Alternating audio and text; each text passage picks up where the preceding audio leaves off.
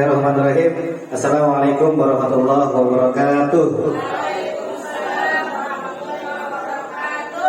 Kalau pandang boleh. Oke Bapak Ibu, sebelum kita masuk sesi berikutnya, kita ada game dulu nih. Ya, game yang seperti biasa lah. Gajah semut, gajah semut.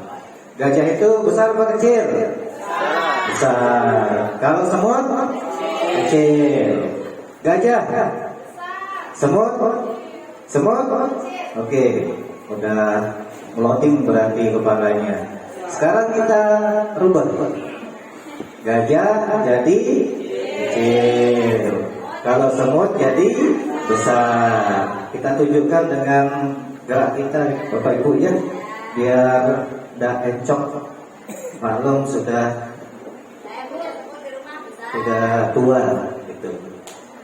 Wida, semut. Kelamaan Ibu. Gajah kecil. Kok tangannya gede? Oke Bapak Ibu, alhamdulillah kita semua masih segar ingatan kita. Jadi itu hanya game untuk jangan dibaperin yang gini ya. Saya ketrek juga jadinya. Oke Bapak Ibu, untuk materi berikutnya ini adalah kebutuhan dasar manusia dan dunia berkualitas. Jadi dasarnya kita mempunyai kebutuhan masing-masing. Setiap individu itu mempunyai kebutuhan berbeda-beda. Tapi pada dasarnya itu ada 5 kebutuhan dasar yang dimiliki oleh manusia. Yang pertama adalah survival. Ya pantangnya survival, yaitu bertahan hidup. Kemudian belonging, kasih sayang dan rasa terima. Kemudian power, penguasaan. Kemudian fun, kesenangan. Kemudian yang terakhir adalah freedom atau kebebasan. Jadi jangan di next dulu. Ibu kemana ini Bu? Oh iya. Bertahan hidup. Jadi kita pada dasarnya ingin bertahan hidup, segala macam cara kita lakukan. Kemudian kasih sayang. Nah, kasih sayang ini love, cinta. Cinta beda dengan kasih sayang pandangnya. Beda. Kalau cinta itu love, kalau kasih sayang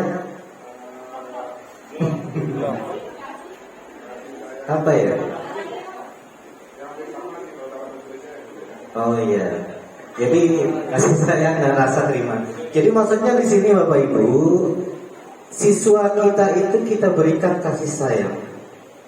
Misalnya ada anak telat sekolah atau telah terlambat, jangan memberikan mereka itu sebuah membentak-bentaknya atau mengata-katainya, membuat dia kecewa, tetapi berikan dengan kasih sayang. Hai Kak, sini. Tuh. Tapi kalau ibu-ibu, apalagi dedara, jangan yang terlalu dekat. Apalagi bapak-bapaknya juga, ya.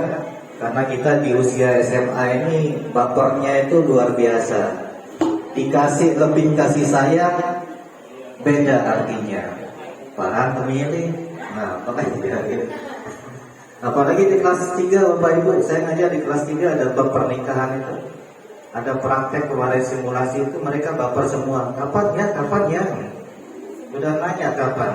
Padahal gurunya ada yang jomblo juga. Oke, kemudian power, penguasaan. Ingin diakui. Ya. Ingin diakui. Jadi dia punya penguasaan di situ. Kemudian fun, kesenangan. Jadi anak-anak kita ini ternyata ingin senang gitu. Berada di kelas itu senang, bukan tertekan. Jadi ajak mereka untuk menciptakan sebuah kesenangan dalam dirinya. Misalnya kita belajar tentang materi apa ya? Bahasa Indonesia apa materinya? Teks prosedur. Buatlah mereka senang. Teks prosedur itu bagaimana membuat mereka senang dengan materi itu. Bukan mereka tersiksa dengan materi itu. Saya yakin Bu Lina itu orang yang membuat orang lain itu senang. Jadi insya Allah murid-muridnya juga senang. Nanti kalau muridnya Bu Lina itu pergi, pasti nangis murid-muridnya. Gitu. Itu yang kita inginkan. Jadi murid itu menginginkan kita kembali. Gitu. Bukan menginginkan kita itu keluar dari kelas itu. Wah, Pak Guru nih sekarang. Bukan. Tapi kita mencoba membuat mereka, ayo Pak Guru ke sini. Kalau enggak jam kosong misalnya, mereka manggil kita, bukan malah mengusir kita. Itu yang diinginkan. Kemudian freedom, artinya kebebasan. Jadi berikan mereka kebebasan dalam artian mengeksplor apa yang mereka miliki, minat bakat yang mereka miliki. Misalnya mereka memiliki bakat dalam bidang puisi misalnya. Dalam materi kita kaitkan dengan membuat laporan dalam bentuk puisi, itu boleh gitu. Kemudian kalau misalnya dia senang editing video, kita coba portofolio kita dengan editing video. Berikan mereka tugas dengan mengunggah video di YouTube, kemudian like and subscribe and comment. Dapat subscribe 1000, udah dapat penghasilan 2 juta. Nggak perlu kita kerja keras sebenarnya, duduk-duduk manis. Pak Samsul itu subscribe-nya sudah 500 kan? Tinggal 500 lagi. Cuman pecok terus. Jadi itu Bapak Ibu kebutuhan dasar manusia yang kita miliki. Next Ibu. Oke, ini 5 posisi kontrol. Kita coba lihat videonya terlebih dahulu. Nanti kita kaji bersama 5 kebutuhan dasar manusia. Silakan diputar.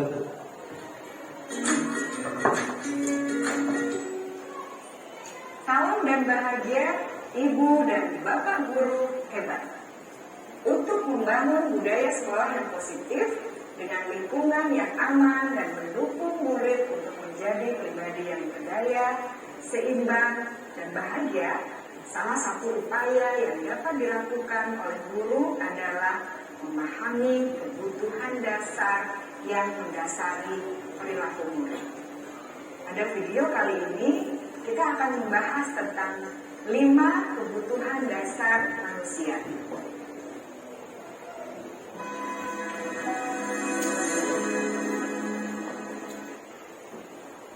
Ki Hajar Dewantara dalam salah satu kutipannya menyatakan, kita ambil contoh perbandingannya dengan hidup tumbuh-tumbuhan.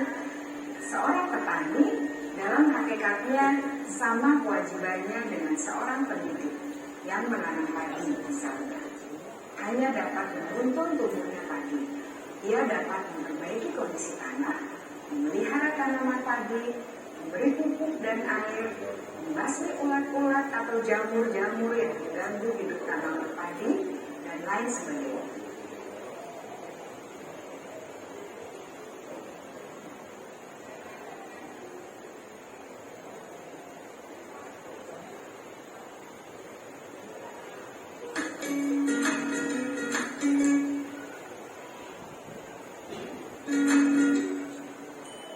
Salam dan bahagia Ibu dan Bapak Guru hebat. Untuk membangun budaya sekolah yang positif dengan lingkungan yang aman dan mendukung murid untuk menjadi pribadi yang berdaya, seimbang, dan bahagia, salah satu upaya yang dapat dilakukan oleh guru adalah memahami kebutuhan dasar yang mendasari perilaku murid. Pada video kali ini, kita akan membahas tentang 5 kebutuhan dasar manusia.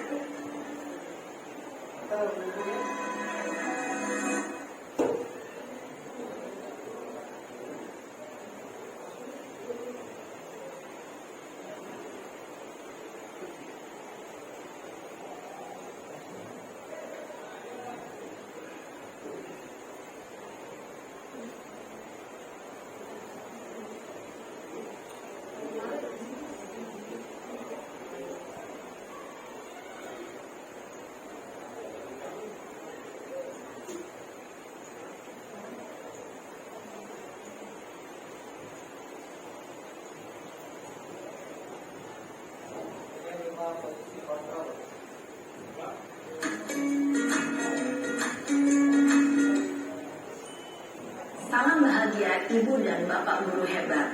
Dalam penerapan disiplin positif restitusi, salah satu program yang dikembangkan adalah 5 posisi kontrol.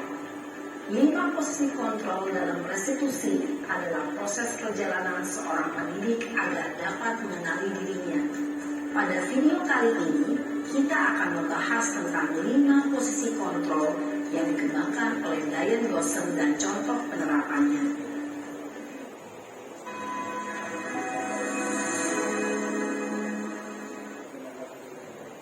5 posisi kontrol itu adalah 1. Posisi penghukum, 2. Posisi pembuat merasa bersalah, 3. Posisi teman, 4. Posisi pemantau atau monitor, dan 5. Posisi manajer. Untuk lebih memahami kelima posisi tersebut, mari kita saksikan kasus Naren yang terlambat hadir 20 menit di sekolah dan melihat bagaimana kelima posisi kontrol dalam menghadapi masalah tersebut.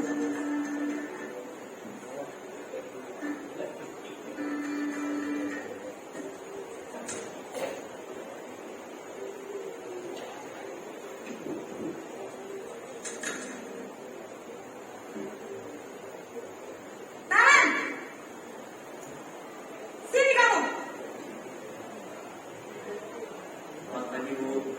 Selalu terlambat. Kamu deh, pasti terlambat. Maaf, Bu. Saya Apa? Apa coba? Alasan kamu apa lagi? Kapan sih kamu tidak terlambat? Malas sekali ya kamu jadi anak.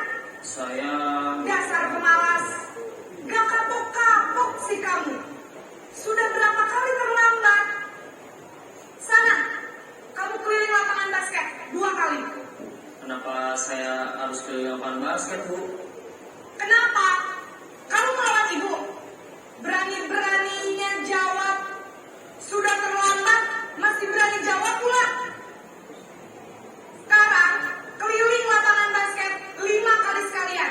Biar kapok. Cepat. Pergi sana ke lapangan basket. Posisi penghukum biasanya berbicara dengan nada tinggi, menghardik, menunjuk-nunjuk, menyakiti, dan menyindir. Hukuman bisa berupa fisik maupun psikis. Ibu dan Bapak guru hebat, dampak yang terjadi pada murid ketika guru berada pada posisi penghukum adalah murid cenderung akan memberontak, bahkan menyimpan dendam.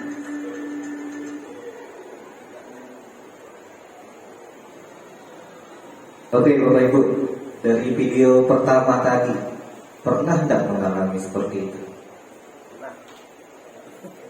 Pernah? Wah. Jadi ini adalah posisi penghukum Bapak Ibu ya. Jadi dampaknya luar biasa, ada rasa dendam, kemudian tidak menyukai guru tersebut. Biasanya ini guru-guru yang tingkat pelabilannya itu sedikit di atas rata-rata. Jadi labil sekali. Jadi tidak ada pikirannya di rumah, jadi pikirannya di sekolah aja gitu. Biasanya yang belum nikah. Biasanya gitu. Ya, Pak Irfan emang stabilannya biasanya rendah dia. Makanya kalau ditantang sama muridnya dia senyum aja. Gitu. Sabarnya luar biasa. Itu Gemudi lagi. Jadi itu Bapak Ibu. Maksudnya gini, penghukum ini, jadi kalau misalnya kita membuatnya tegang siswa kita, inilah yang terjadi. Kita akan dimusuhi dan banyak kejadian seperti itu, ya. Apalagi kalau misalnya kita ngajar di sekolah swasta, di mana muridnya itu lebih besar daripada kita, ya jangan salahkan kemudian siswa itu akan menantang kita di situ. Karena kemungkinan perilaku kita juga mengajak mereka untuk menantang kita gitu. Itu dalam posisi guru itu sebagai penghukum gitu. Intinya adalah restitusi di sini adalah ingin mengajak siswa itu untuk kita ngobrol gitu. Ada apa sih nak gitu. Jadi ketika ada problem, kita setidaknya mengajak mereka untuk berdialog di situ. Jangan sampai kita hanya menyalahkan siswa, tetapi kita tidak melihat diri kita. Gitu.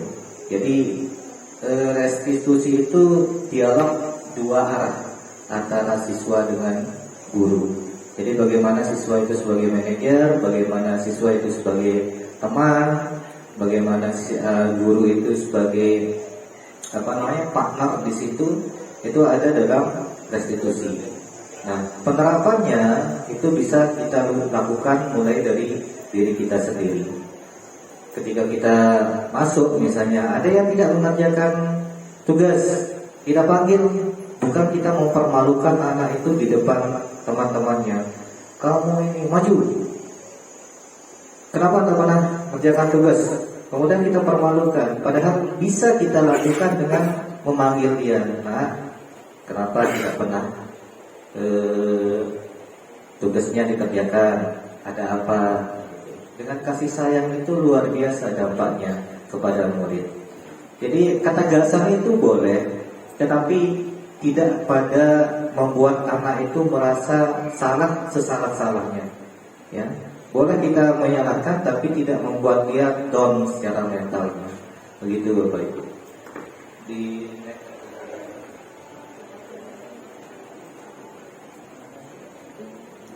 Ya, jadi ini adalah segitiga restitusi. Yang pertama itu menstabilkan identitas, kemudian validasi menstabilkan identitas itu contohnya setiap orang pasti pernah melakukan kesalahan. Kamu bukan satu-satunya yang pernah melakukan ini. Jadi itu contoh dialognya. Misalnya siswa kita melakukan sebuah kesalahan, misalnya tidak mengerjakan PR.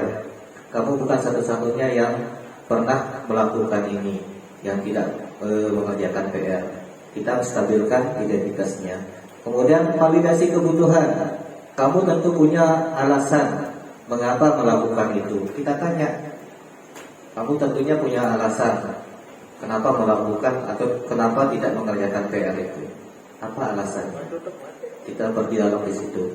Adakah cara yang lebih efektif untuk mendapatkan apa yang kamu butuhkan? Kemudian yang ketiga adalah menaikkan keyakinan. Nilai-nilai apa yang telah kita sepakati. Misalnya di kelas itu kita buat keyakinan kelas. Siapa yang tidak membersihkan kelas, piket, itu kita buat kesepakatan. Diapakan gitu. Apakah disuruh nyapu 1 bulan berturut-turut atau bagaimana?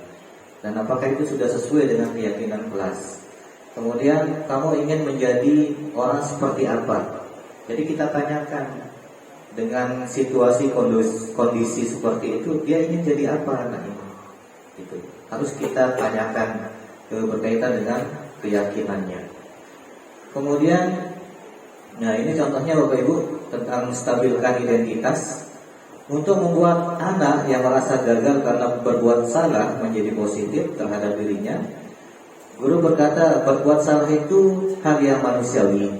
Tidak ada manusia yang sempurna Bapak Ibu. Bapak Ibu juga buat salah. Kita pasti bisa menyelesaikan permasalahan ini. Bapak Ibu tidak tertarik untuk mencari tahu siapa yang benar, siapa yang salah. Bapak lebih tertarik untuk menyelesaikan masalah. Kalau kamu menyalahkan dirimu sendiri terus-menerus, apakah kamu bersikap baik pada dirimu sendiri? Jadi ini adalah contoh tentang bagaimana kita menstabilkan identitas peserta didik kita. Kita tanyakan gitu. Kemudian validasi kebutuhan. Membantu murid mengenali basic need, kebutuhan dasar yang ingin dipenuhinya ketika melakukan kesalahan. Pada dasarnya, setiap tindakan manusia tujuannya adalah memenuhi basic need. Apakah itu power, freedom, love and belonging, kemudian fun atau survival. Kemudian contoh yang kalimat yang bisa kita gunakan adalah, guru berkata, kamu bisa saja akan melakukan hal yang lebih buruk, tapi kamu tidak melakukannya, iya kan? Kamu pasti punya alasan mengapa melakukannya. Apa yang penting bagi kamu? Kamu boleh tetap berusaha menjaga sikap itu, tapi tambahkan sikap yang lain yang baru. Maukah kamu belajar cara lain untuk mendapat yang kamu butuhkan tanpa harus memukul? Apakah kamu bisa melakukan dengan lebih baik besok lagi? Misalnya dia terlambat. Misalnya, apakah kamu bisa melakukan lebih baik besok lagi? Gitu. Jadi kita tanyakan, misalnya dia terlambat 5 menit, besok lagi enggak? Biar enggak lebih terlambat lagi. Gitu. Jadi kita tanyakan di situ. Kemudian menanyakan keyakinan. Anak melihat kesalahannya dihubungkan dengan norma sosial dan nilai yang mendasari manusia berinteraksi dengan orang lain. Guru berkata, apa nilai yang kita percaya di sekolah atau di kelas atau sekolah kita? Nilai-nilai universal apa yang telah kita sepakati? Kelas yang ideal itu seperti apa sih? Kamu ingin menjadi anak seperti apa? Apa yang kamu rasakan? Misalnya dia pernah mukul temannya, apa yang kamu rasakan? Puas kah? Senang kah? Menyesalkan? Atau yang lainnya? Jadi itu menanyakan keyakinannya. Oke, kemudian selanjutnya adalah kita melakukan intervensi selama 30 detik. Di sini maksudnya adalah intervensi ini bisa membantu murid kembali ke tujuan semula dengan cukup singkat dengan cara non konfrontatif. Pertanyaan-pertanyaan yang bisa diajukan dikemukakan oleh seorang pemantau atau manajer. Apakah kamu ingin berbuat lebih baik? Itu betul intervensi kita. Apakah saat ini kamu sedang menjadi orang yang sedang kamu inginkan? Kemudian apakah kamu bisa mengubah kegiatan atau perilaku kamu saat ini menjadi sikap yang lebih membantu? Apakah wajar membuat kesalahan? Bisakah kita memperbaikinya? Kemudian apa yang kamu lakukan saat ini sesuai? Kemudian kapan kamu siap untuk memulai? Peraturannya apa? Sepertinya kamu punya masalah. Saya bisa bantu apa? Ini adalah bentuk intervensi kita, sehingga siswa tidak lebih jauh lagi untuk berbuat kesalahannya dan seterusnya ke bawah. Sudah dihafal Bu Ida? Ya. Hafalannya kuat Bu Ida. Ya. Oke, lanjut. Kemudian refleksi. Hal baru apa yang mengubah paradigma saya?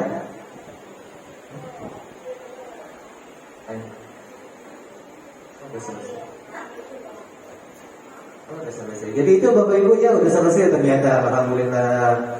Oke. Saya dekat dari tadi soalnya. Apalagi di depannya Pak Irfan ini. Oke, ini refleksi aja Bapak Ibu. Hal baru apa yang mengubah paradigma saya yang saya dapatkan? Perasaan apa yang muncul selama mengikuti sesi ini, khususnya mengenai makna disiplin dan motivasi intrinsik? Peran Among seperti apakah yang saya telah lakukan selama mengikuti modul ini? Saya akan menjadi Among seperti apakah setelah mengikuti modul ini? Jadi maksudnya ini Bapak Ibu. Oh iya. Oke. Jadi setelah mengikuti pembahasan ini, Bapak Ibu mau jadi guru seperti apa?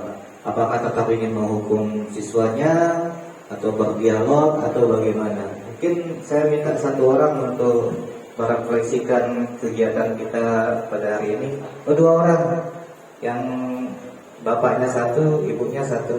Silakan Pak Irfan sama Ibu, saya tidak hafal namanya. Pengantin baru. Calon pengantin. Pandang. Ayo Pandang, silakan. Calon pengantin Bu Noni, silakan. Kan jauh hati ini. Ayo Pandang, silakan.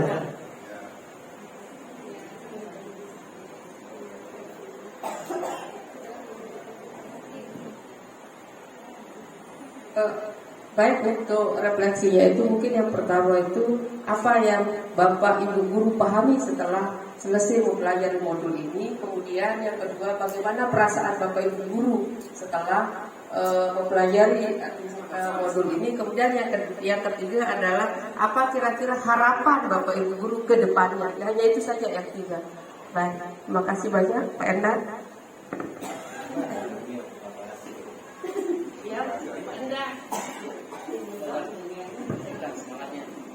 Terima kasih kepada narasumber yang luar biasa ya, dengan sukses apa yang diinginkan. Jadi dari awal, walaupun tidak semuanya saya bisa ikuti, tapi saya bisa memahami bahwa mendidik ini adalah bahwa dalam proses pembelajaran atau mendidik siswa kita itu pada dasarnya adalah bagaimana kita pribadi, ya, personality, how to build, bagaimana membangun mereka untuk mengaktualisasikan semua potensi yang ada dalam diri mereka. Jadi dalam hal ini tentunya yang perlu kita lakukan oleh guru adalah membangun kepercayaan diri pada mereka, walaupun mereka berbuat salah, ya. Tapi kesalahan itu dianggap sebuah proses pembelajaran bagi mereka, karena dengan salah itulah mereka akan bisa mengoreksi, melihat dirinya untuk membangun dirinya supaya lebih baik. Maka dari itu dasar kasih sayang dan cinta kepada mereka, kepada masa depan mereka, itulah yang mungkin yang bisa kita dapatkan dari program ini, ya, dari semua penjelasan dari awal yang kami tangkap. Jadi dasarnya kasih sayang itulah menjadi kunci sukses semangat apapun terhadap anak. Jadi dampak yang kita dapatkan untuk peserta adalah sebuah kesadaran untuk membangun mereka sebagai manusia seperti halnya kita, membangun mereka sebagaimana mereka itu seperti halnya anak-anak kita. Harapannya, ada 3 ya, harapan kedepannya, mudah-mudahan ini bisa kita aplikasikan dan kita bisa sama-sama teman-teman guru saling mengoreksi, saling bertukar pikiran, berpendapat, saling mengisi bagaimana mengatasi siswa-siswa yang bermasalah. Karena siswa-siswa kita itu adalah sebenarnya anak-anak kita yang menjadi tanggung jawab kita, baik di depan Tuhan ataupun mungkin amanah yang diberikan oleh orang tua kita kepada sekolah yang kita berkomitmen untuk bertanggung jawab terhadap mereka. Itu barangkali, Bu. Terima kasih.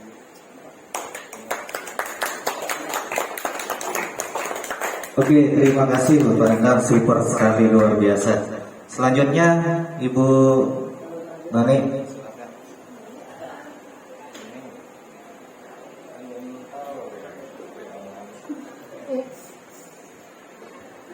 Baik, bismillahirrahmanirrahim.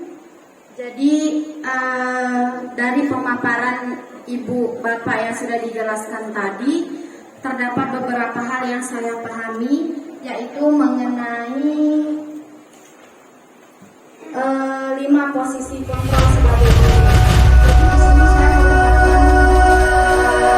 di sini saya mendapatkan bisa dibilang guru yang baru masuk, masih banyak belajar.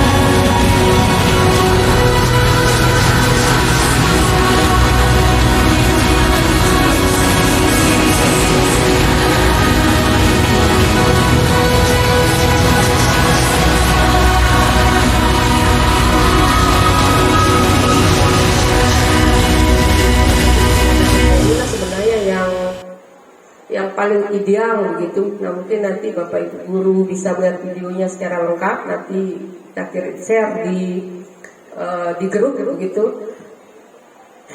Selanjutnya, nah jadi sebelum kita tutup acara ini, jadi harapan kita bersama-sama begitu ya. Jadi mari kita bimbing anak-anak kita dengan berbagai macam karakter. Ada yang sulit seperti tadi untuk membuka dirinya, yang mau patuh kepada aturan ataupun keyakinan kelasnya. Tapi sekali lagi kita di sini adalah kita ikhlaskan begitu dengan niat kita betul-betul untuk mengajar. Nah, siapa tahu nanti karena ilmu yang kita ajarkan ini adalah termasuk amal jariah kita, siapa tahu nanti kelak di akhirat ya. Jadi satu tangan di antara mereka untuk mengajak untuk bisa membawa kita ke surga. Jadi hanya itu yang bisa saya sampaikan. Oke, terima kasih Bapak Ibu sekalian. Ini sesi terakhir kita. Mudah-mudahan apa yang kami sampaikan tadi bermanfaat bagi kita semua sebagai guru untuk siswa kita. Terima kasih. Setelah ini kita sesi foto bersama Bapak Ibu. Jadi terima kasih, kita tutup dengan sama-sama membaca hamdalah. Alhamdulillahirabbil alamin. Wassalamualaikum warahmatullahi wabarakatuh. Kita